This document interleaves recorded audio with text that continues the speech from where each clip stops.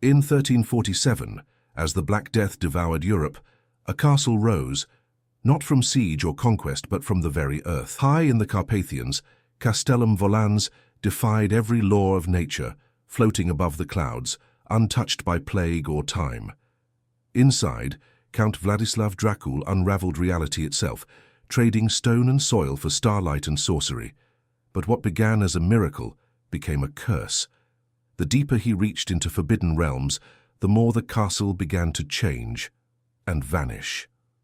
Comment if you'd step inside, like if you'd run, and subscribe to uncover the secret that erased it from history. In the year 1347, when the Black Death swept across Europe like the shadow of God's wrath, there existed a kingdom that should not have been possible. High above the mist-shrouded peaks of the Carpathian mountains, where eagles feared to soar and clouds gathered like ancient prayers, there floated a castle that defied every law of nature and reason. This was Castellum Volans, the floating castle of Count Vladislav Dracul, a fortress suspended in mid-air by forces that no scholar could explain and no priest dared to bless. The castle hung in the sky like a stone dream, its massive walls carved from black granite that seemed to absorb light rather than reflect it. Gothic spires twisted upward into the heavens, their peaks disappearing into perpetual clouds that swirled around the structure in patterns that hurt the mind to contemplate. From the valleys below, peasants would cross themselves and whisper of the devil's work, of a nobleman who had made a bargain with forces beyond mortal comprehension to lift his domain above the reach of earthly troubles.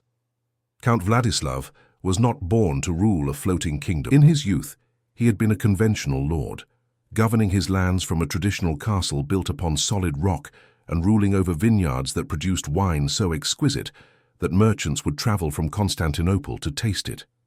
His father, Count Mircea, had been a devout man who built churches and endowed monasteries, believing that earthly power was merely a stewardship granted by divine providence. But Vladislav possessed a hunger that could not be satisfied by mere mortal power or paternal piety.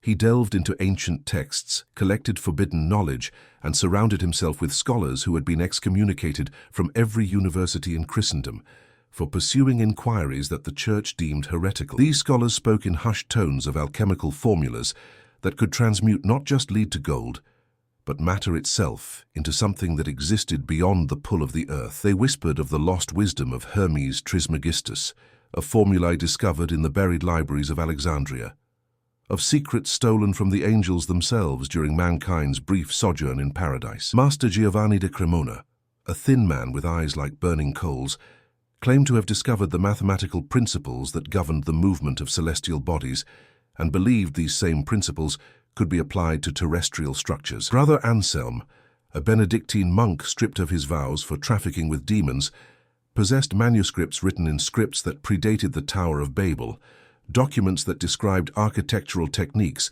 used in the construction of Solomon's temple when it was said to float above the ground like a cloud of incense. The transformation began on the night of the summer solstice, when Vladislav performed a ritual that combined elements of Byzantine mysticism, Arabian alchemy, and knowledge said to have been stolen from the libraries of Babylon. The ceremony required preparation that had taken years to complete.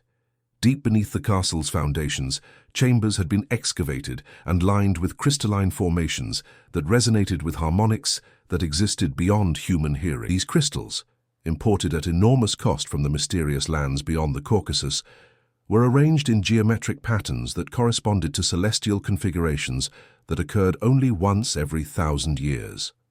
Witnesses described how the very stones of the castle began to glow with an inner light that pulsed in rhythm with some cosmic heartbeat. The foundations cracked and groaned as if the earth itself was releasing its hold, reluctantly surrendering what it had held fast for centuries. Then, impossibly, majestically, terrifyingly, the entire fortress began to rise. Towers that had stood for centuries lifted from their moorings like ships departing from harbor, carrying with them every soul within the castle walls.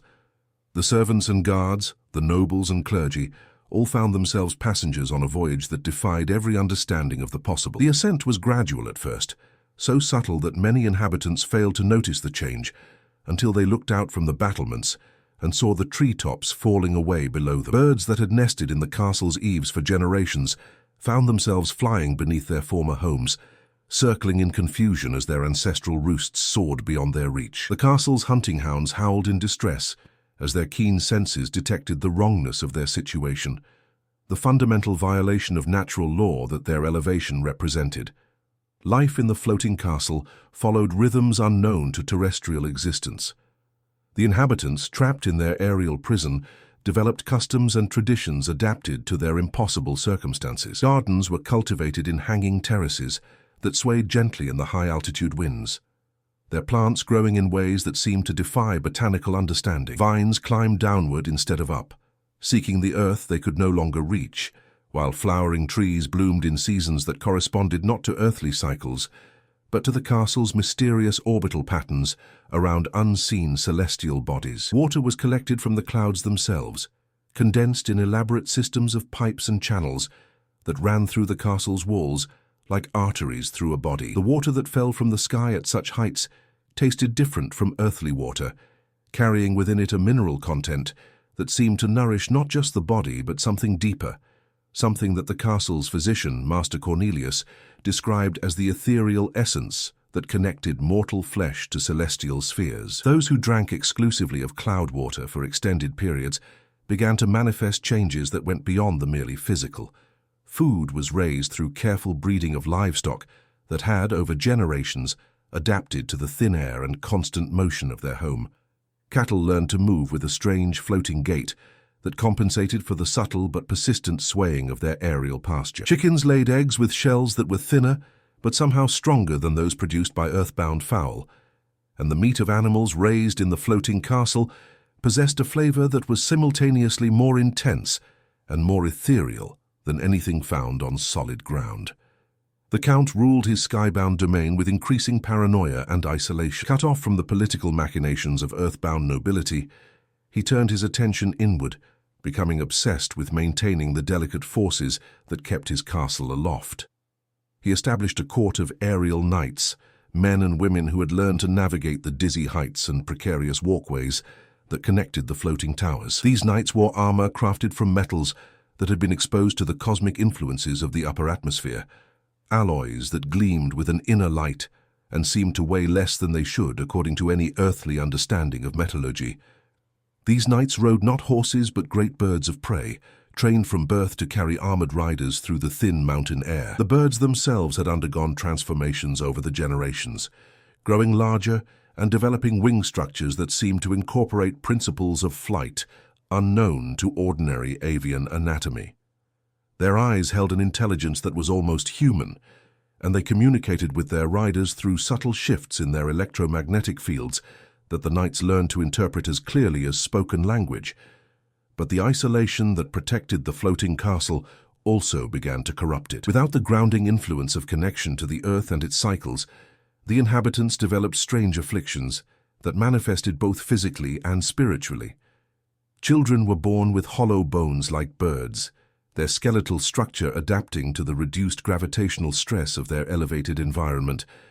Their eyes reflected light in ways that suggested they saw spectrums invisible to normal human vision, and they spoke of colors that had no names in any earthly language. The courtiers developed a pallor that seemed to make their skin translucent, revealing the network of veins beneath, like the delicate tracery of frost on window glass. More disturbing than their changed appearance was the way their personalities seemed to become more ethereal, less anchored to the practical concerns that motivated earthbound humans. They developed an obsession with abstract philosophical concepts and spent hours in debates about the nature of existence that became increasingly detached from any meaningful reality. Most disturbing of all, the inhabitants began to lose their sense of weight, moving through the castle corridors with a floating gait that made them appear more spirit than flesh. They would sometimes forget to walk at all, instead drifting through the air for short distances, as if the castle's defiance of gravity was becoming contagious. Conversations took on a dreamlike quality, as speakers seemed to exist slightly outside of normal temporal flow, their words arriving moments before or after their lips moved to speak. The Count himself underwent the most dramatic transformation of all. His obsession with maintaining the castle's flight consumed him entirely, transforming him from a powerful nobleman into something that was barely recognizable as human. He spent days and nights in the highest tower, surrounded by arcane instruments and mystical apparatus that hummed with energies that made the air itself taste of copper and ozone. The devices were works of art as much as science, crafted from materials that seemed to exist in a state somewhere between solid matter and pure energy. These instruments monitored the invisible forces that held his domain suspended between earth and heaven, tracking fluctuations in gravitational fields, measuring the density of the ethereal medium through which the castle moved, and calculating the complex mathematical relationships that governed the castle's position relative to celestial bodies, both visible and hidden. The Count's hair whitened and began to move, as if stirred by breezes that touched no one else, currents of energy that flowed around him like water around a stone in a stream. His eyes developed a distant, unfocused quality, as if he were constantly seeing beyond the immediate present into possibilities that existed only in the realm of pure thought. When he spoke, which became increasingly rare, his voice carried harmonics that made listeners feel as if they were hearing not just words, but mathematical equations given audible form.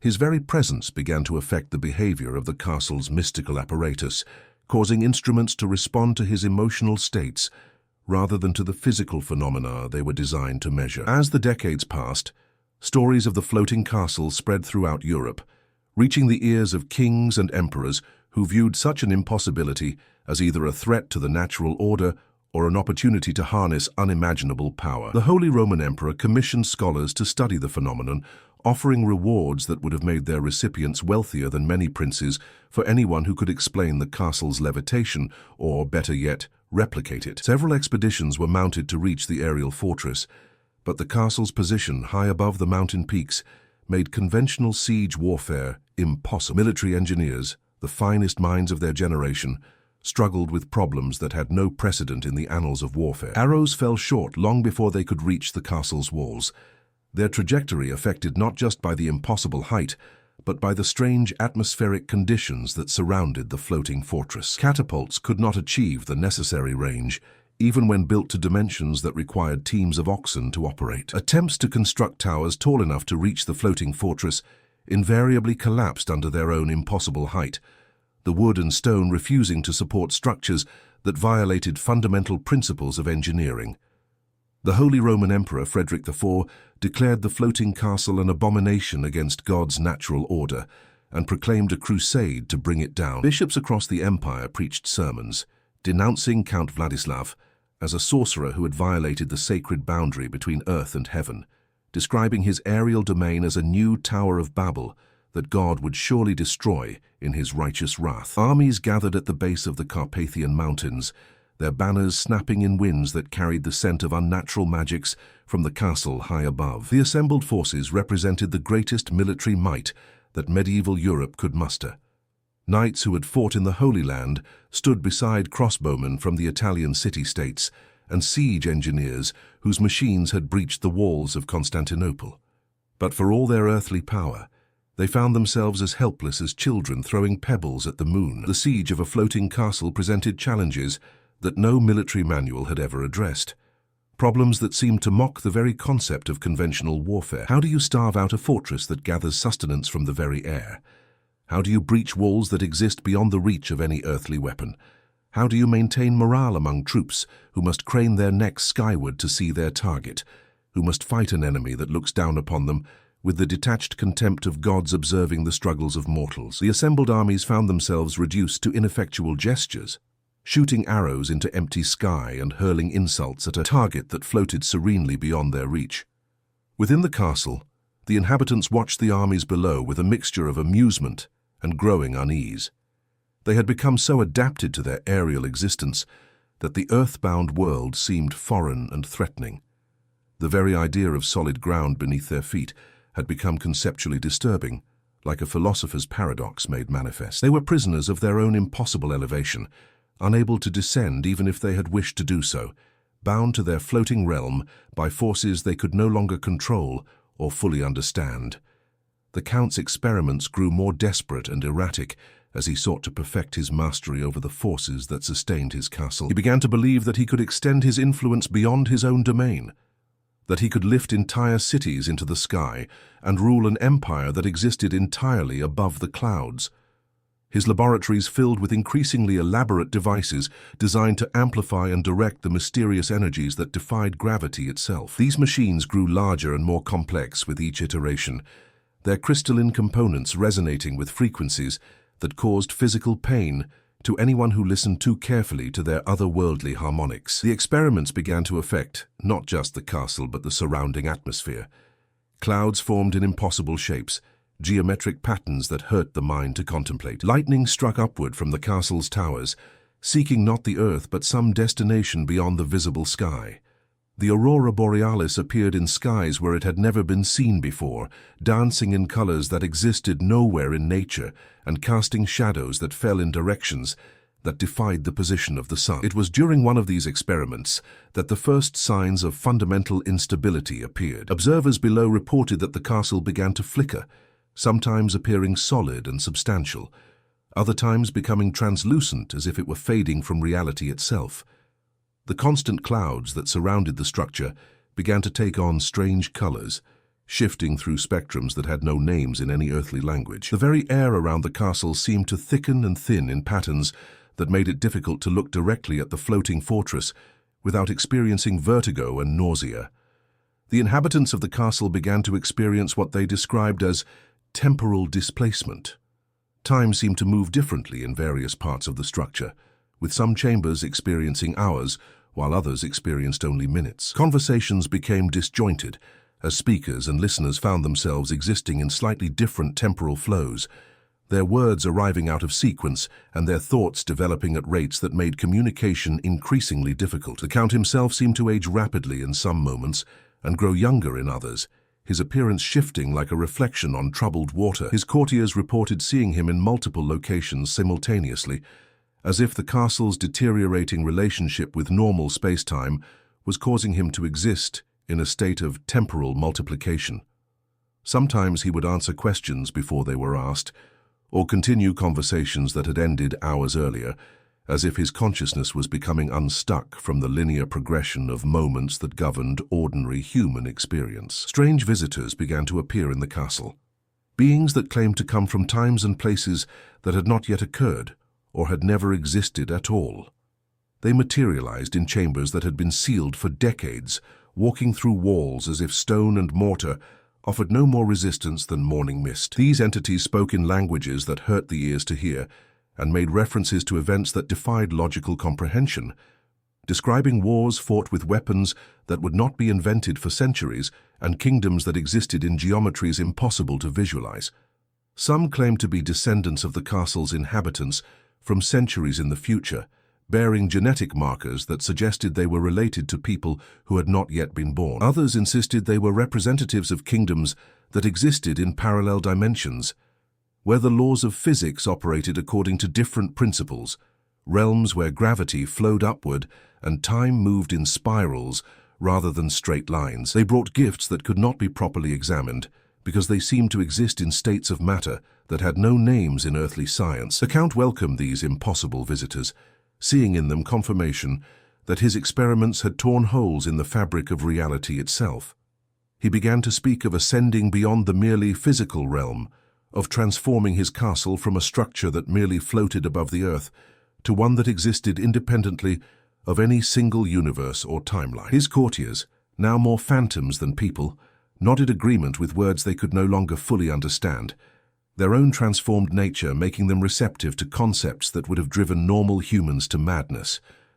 The audiences he held with these otherworldly visitors became increasingly surreal, with conversations conducted in languages that seemed to bypass the ears entirely and speak directly to the listener's consciousness. Plans were made for expeditions to realms that existed in the spaces between seconds, for the establishment of trade routes that connected not different places, but different possibilities. The Count signed treaties with kingdoms that might never exist and declared war on empires that had already forgotten themselves out of existence. The armies below watched in horror as the castle began to phase in and out of visible existence with increasing frequency. Sometimes it appeared solid and real, casting shadows on the mountain peaks below and reflecting sunlight from its crystalline towers.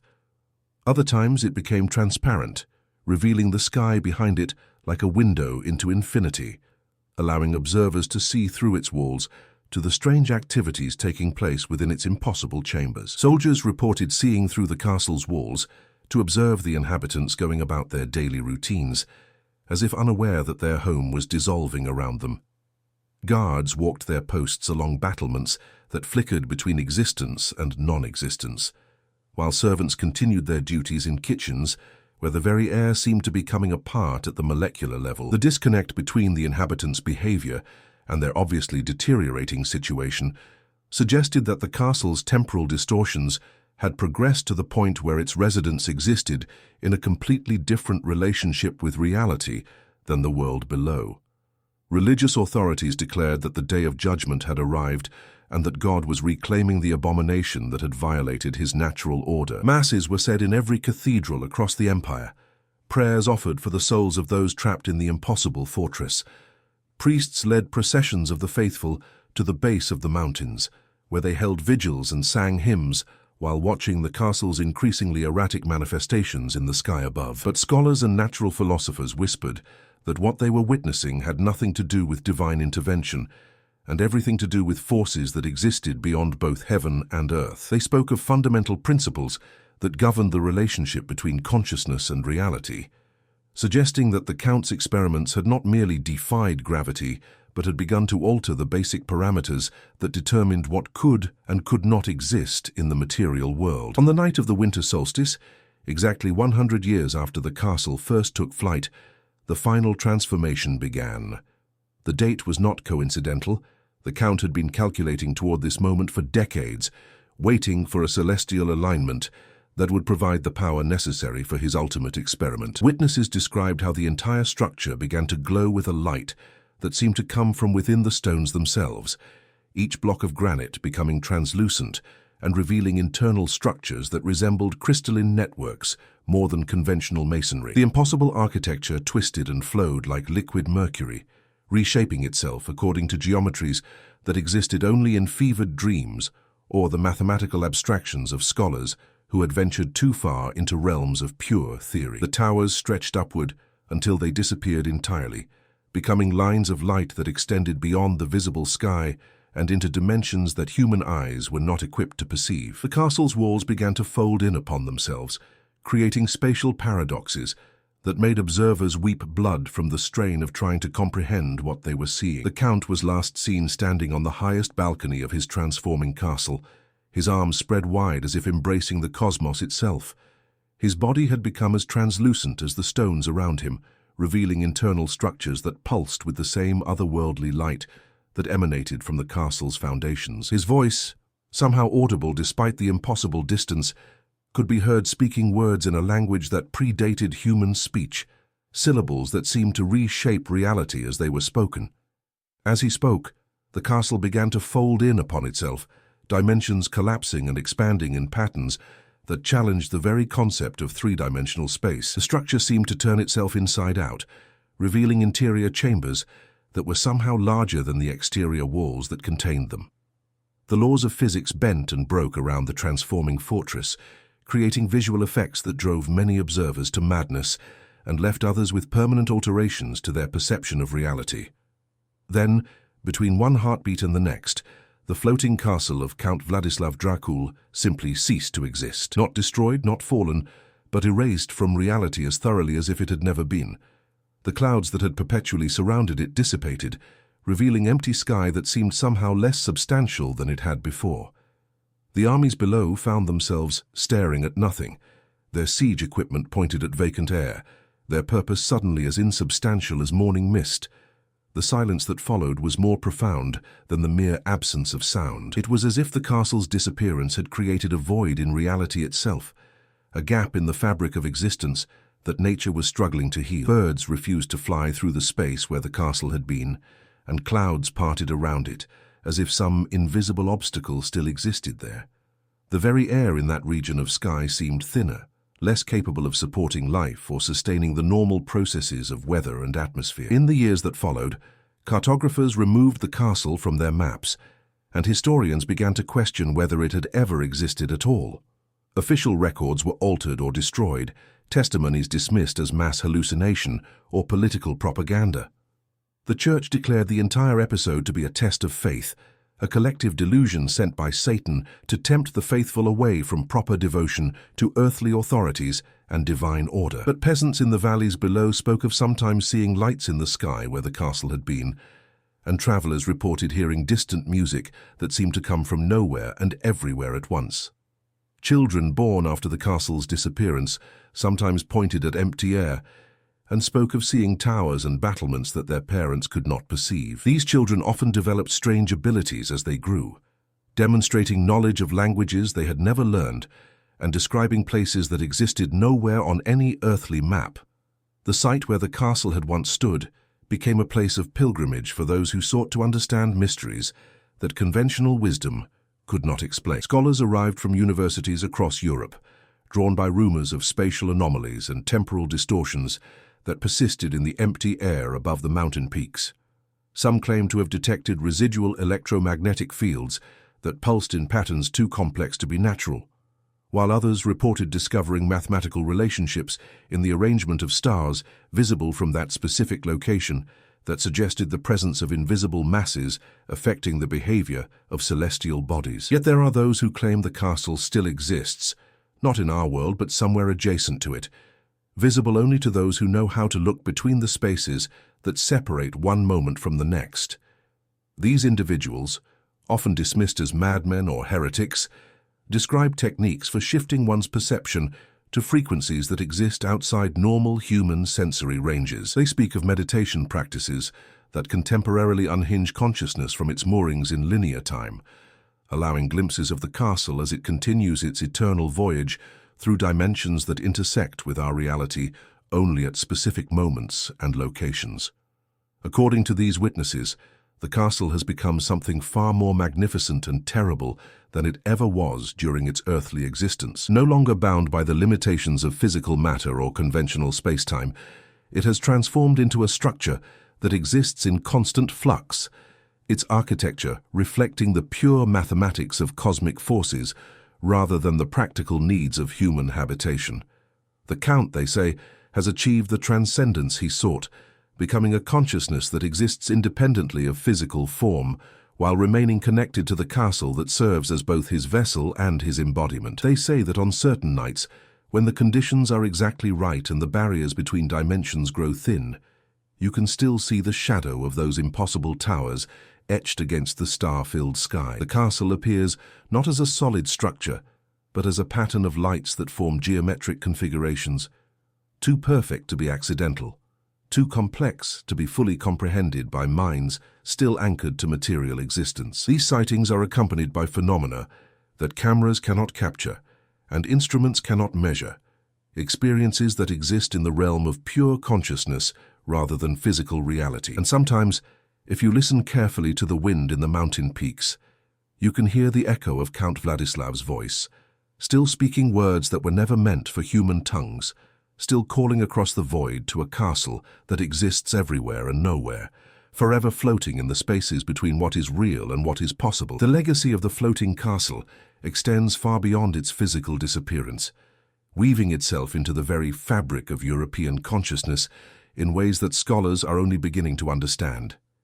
In the decades following its vanishing, reports began to surface of similar phenomena, appearing in other remote locations across the continent. A monastery in the Swiss Alps reported that their bell tower had begun to levitate during evening prayers, rising several feet above its foundation before settling back down at dawn. A merchant's house in Prague was said to float above its neighbors every full moon, its windows glowing with the same ethereal light that had surrounded Count Vladislav's domain. These incidents were invariably brief and localized, suggesting that the castle's disappearance had not eliminated the forces it had unleashed, but had instead scattered them like seeds across the landscape. The church moved quickly to suppress reports of such phenomena, declaring them to be either hoaxes perpetrated by charlatans seeking attention or manifestations of demonic influence that required immediate exorcism. But the frequency and consistency of these accounts suggested that something fundamental had changed in the relationship between the physical world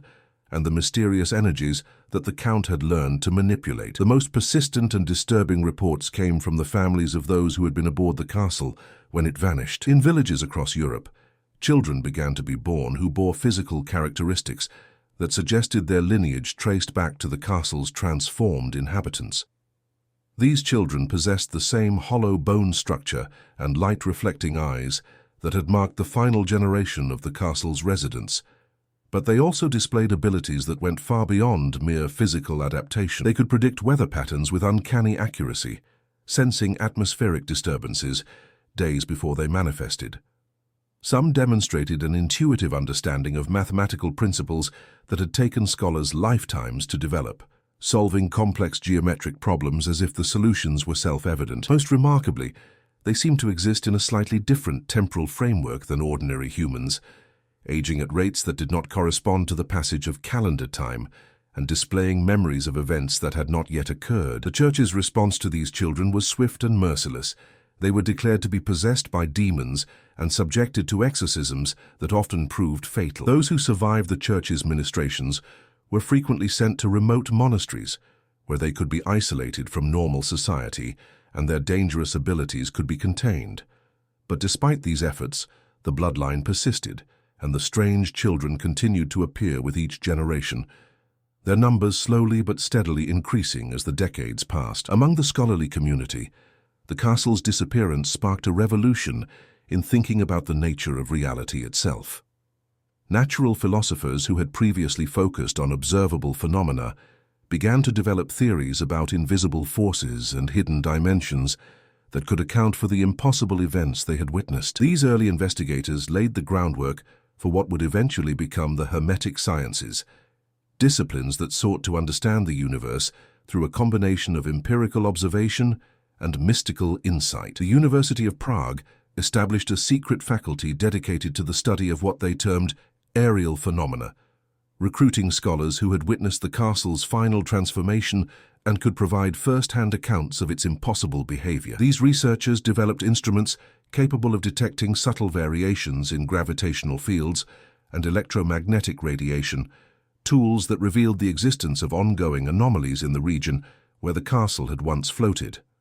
Their findings suggested that the castle's disappearance had left behind what they described as a scar in space-time, a permanent alteration to the fundamental structure of reality in that specific location. This scar manifested as fluctuations in the behavior of light, causing stars viewed through that region of sky to appear to twinkle in patterns that spelled out messages in languages that predated human civilization. Compass needles would spin wildly when brought near the area, and mechanical clocks would run backward or stop entirely when exposed to the residual energies. More disturbing were the reports of travelers who claimed to have accidentally wandered into the affected zone. These individuals described experiencing temporal displacement that transported them briefly into what appeared to be alternate versions of history. Some found themselves in landscapes where the Black Death had never occurred, and Europe had developed along entirely different lines. Others reported encountering versions of themselves who had made different life choices and lived in worlds where the basic laws of physics operated according to alternative principles. These temporal refugees, as they came to be known, often returned from their experiences fundamentally changed. Many developed prophetic abilities, speaking of future events, with an accuracy that could not be explained by chance or intuition. Others seemed to exist partially outside of normal time, aging sporadically, and demonstrating knowledge of technologies that would not be invented for centuries. The Church declared such individuals to be heretics and ordered them to be burned as witches. But their numbers continued to grow as more people were drawn to the mysterious zone by stories of its reality-altering properties. The political implications of the castle's disappearance rippled across the European continent, fundamentally altering the balance of power among the nobility. Count Vladislav's earthbound territories, left without their aerial overlord, became the subject of bitter disputes among neighboring lords who sought to claim his abandoned holdings. The wealth that the Count had accumulated through his mystical experiments had vanished along with his floating domain, leaving behind only empty treasuries and confused accountants who could find no record of where the gold had gone. But more significant than the immediate territorial disputes was the psychological impact that the castle's existence and disappearance had on the concept of royal authority itself. For centuries, noble rule had been justified by claims of divine sanction, the belief that kings and lords governed by the grace of God, and that their power was therefore legitimate and unquestionable. The existence of a floating castle suggested that there were sources of power beyond divine approval, forces that could elevate a man above earthly concerns without requiring the blessing of church or emperor.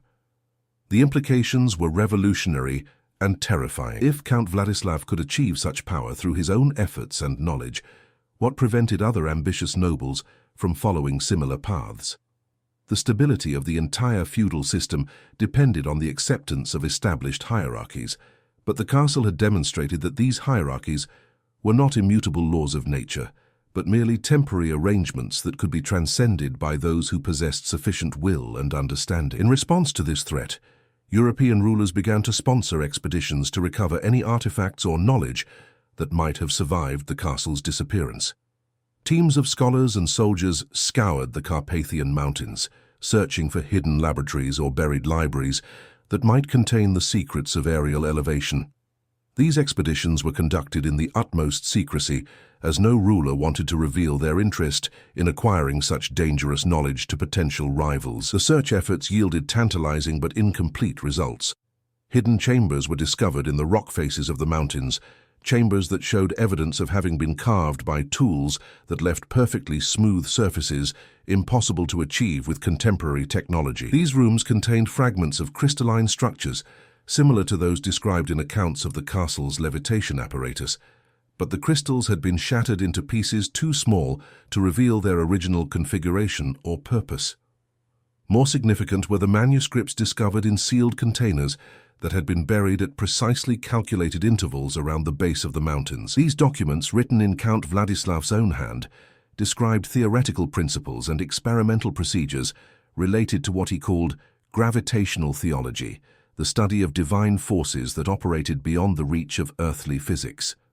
The manuscripts were incomplete, obviously representing only fragments of a larger body of work, but they contained mathematical formulations that would not be fully understood until the development of advanced physics centuries later. The discovery of these documents led to the establishment of secret societies dedicated to continuing the Count's research.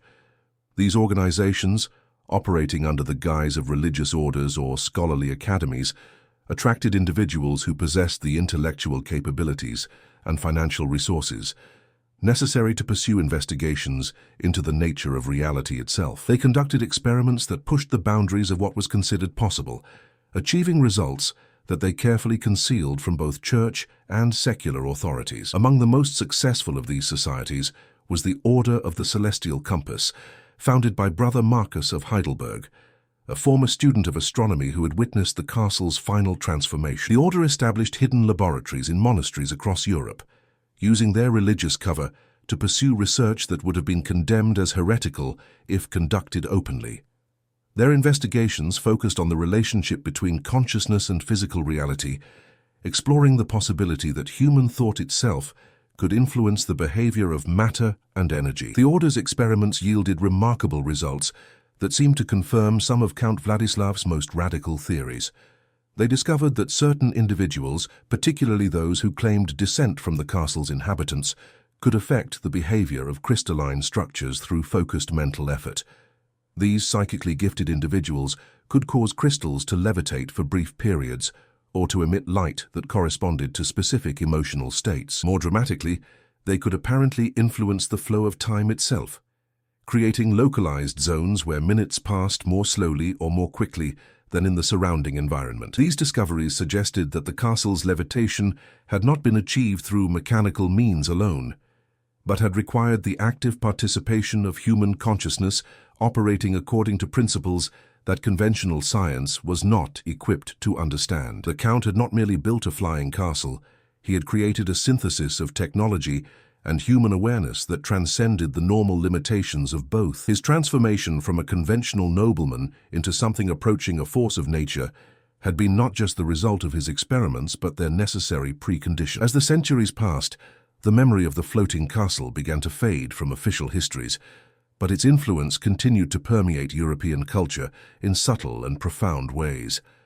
Artists began to incorporate aerial themes into their work, painting scenes of cities that floated among clouds and designing architectural plans for buildings that seemed to defy gravity. Musicians composed pieces that attempted to capture the otherworldly harmonics reported by witnesses, to the castle's transformation, creating musical forms that relied on mathematical relationships rather than conventional melody and rhythm.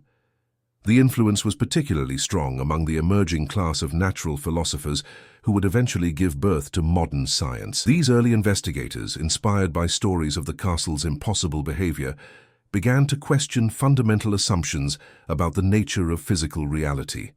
They developed experimental methods designed to detect phenomena that existed beyond the reach of normal human senses, creating instruments that could measure forces and energies that had previously been considered purely theoretical. Their work laid the foundation for discoveries that would not reach full fruition until the development of quantum physics and relativity theory in the 20th century.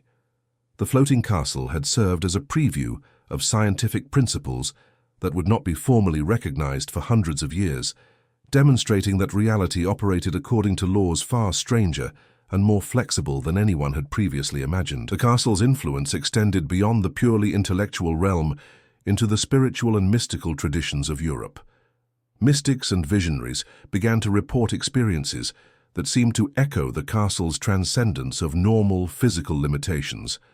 They described achieving states of consciousness in which they could perceive multiple dimensions simultaneously, or in which they existed partially outside of normal temporal flow. These experiences were often accompanied by visions of the castle itself, appearing not as a memory of something past, but as an ongoing reality accessible to those who possessed the proper spiritual preparation. These mystical traditions preserved aspects of Count Vladislav's knowledge that had been lost to conventional scholarship, maintaining oral traditions that passed down through generations of practitioners. The traditions spoke of techniques for achieving conscious interaction with the invisible forces that governed the behavior of matter and energy, methods that allowed skilled practitioners to manifest phenomena that appeared miraculous to ordinary observers. And still, in the remote valleys of the Carpathian mountains, there are those who claim that the castle continues to cast its shadow across our world. They speak of nights when the aurora borealis appears in skies where it should not exist, displaying patterns of light that spell out messages in scripts that predate recorded history. They describe hearing music that seems to emanate from empty air, compositions that incorporate harmonics impossible to produce with earthly instruments. Most remarkably, they report encountering individuals who claim to be descendants of the castle's original inhabitants, people who speak of their floating homeland as if it were not a memory, but an ongoing reality to which they regularly return. These modern witnesses describe the castle as having evolved far beyond its original form, transforming into something that exists simultaneously in multiple dimensions and time periods. They speak of vast libraries that contain knowledge from civilizations that have not yet come into existence, of gardens where flowers bloom in colors that have no names in any human language, of audiences with the Count himself, who has become something far more and far less than human, a consciousness that encompasses the entire floating realm while remaining intimately connected to each individual stone in its impossible architecture. Whether these accounts represent literal truth or elaborate fantasy, they demonstrate the enduring power of the floating castle to capture human imagination and inspire visions of transcendence that go beyond the limitations of ordinary existence. The castle serves as a symbol of humanity's eternal desire to rise above earthly constraints, to achieve a perspective that encompasses not just physical elevation,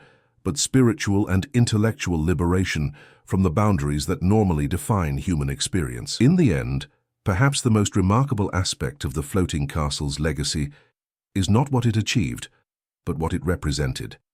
The possibility that reality itself is far more malleable and responsive to human will than we dare to imagine. Count Vladislav's aerial domain stands as a testament to the power of human consciousness to reshape the world through the application of knowledge, determination, and vision that refuses to accept conventional limitations. Whether the castle existed as a physical reality or as a manifestation of collective human longing for transcendence, its influence continues to ripple through time, inspiring each generation to look upward and dream of possibilities that exist beyond the horizon of the immediately possible.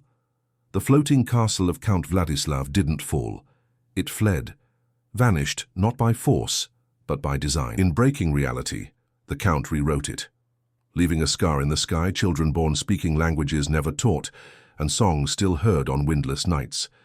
His ambition lifted a kingdom, fractured time, and seeded impossibilities that linger in our world. If the tale of Castellum Volans gave you chills, like this video, subscribe for more truths lost to time, and comment what you believe happened the night the sky swallowed a castle.